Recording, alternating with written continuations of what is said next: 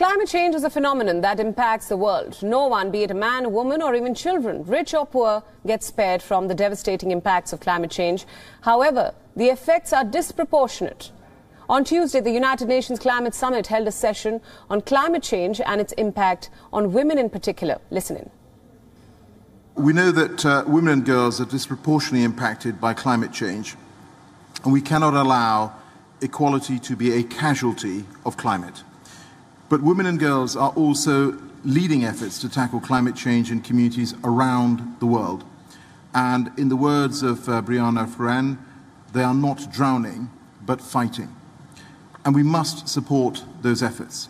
We must enable the full and meaningful participation of women and girls in climate action. According to the United Nations, 80% of people displaced by climate change are women. It is their role as primary caregivers that make them more vulnerable when flooding or drought come into the picture. Women activists and rights advocates from across the world gathered in Glasgow on Tuesday. Among them was a young Somalian girl who made an emotional appeal. She called on delegates at the COP26 Summit to plant the seeds for a better future for women and girls. This is what Amal represents. This is what her seeds represent. Now, and those in the future are the ones who will plant the seeds.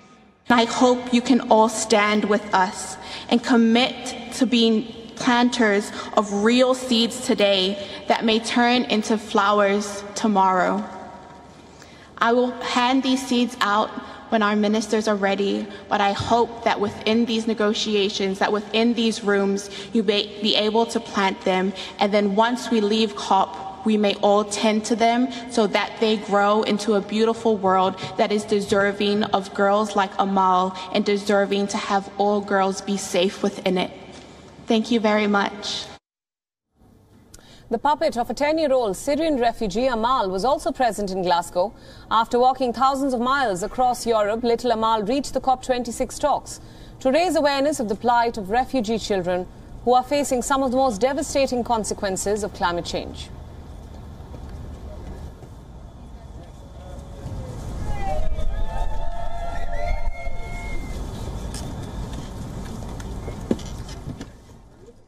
When we think about the climate movement, often the voice of the climate refugee isn't so clearly heard.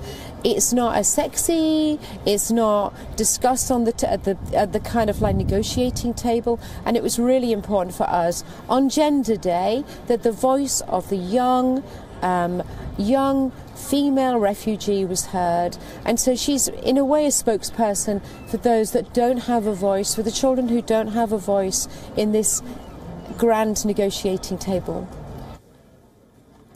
Among the other notable attendees were U.S. House Speaker Nancy Pelosi and Democratic lawmaker Alexandria Ocasio-Cortez. Pelosi had previously expressed a strong commitment by the U.S. Congress in addressing the climate crisis. This is not the first time when the key concern was brought to light. Earlier in the 2015 Paris meet, a special provision was made for the empowerment of women, recognizing that they are disproportionately affected by climate change. Earlier this year, our executive editor, Palki Sharma Upadhyay, discussed the impact of climate change on women with the former President of Ireland, Mary Robinson. Listen in. You previously said that climate change is not, and I'm quoting you, is not gender neutral and women bear the brunt of its effects. Can you explain to our viewers how the impact of climate change is different for men and women? There's a very real gender dimension to climate injustice, if I could put it that way, because women have different social roles in many countries. Sometimes they have different rights. They may not have land rights. They are much less likely to have access to capital, access even to training in agriculture. And, you know, I'm more familiar with the African continent and African countries than I am with Asia. But, you know, so many women are smallholder farmers, about 80% of those in Africa, yet they don't have access to capital. Often they don't have land rights, they don't have training, and yet they have to go further in drought for water, further for firewood, etc. So, and yet women are the ones who are trying to help their communities to become resilient.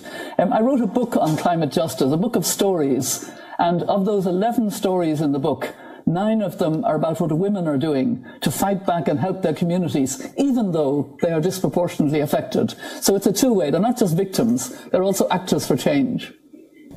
In the area of sustainable development, you have urged women to be at the forefront of decision-making. Have you seen any progress in this direction? Are more women taking those leadership roles? Well, you know, it's interesting to look at the example of COVID.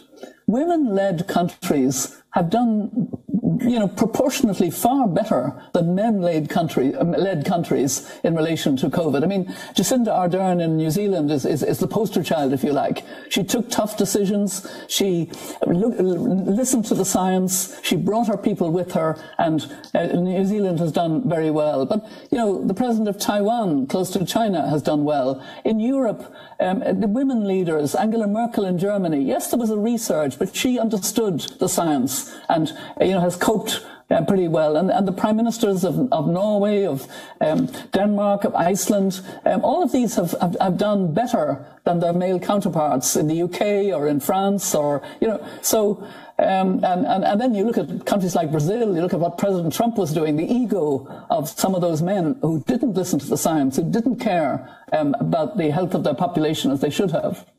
WION World is now available in your country. Download the app now and get all the news updates on the move.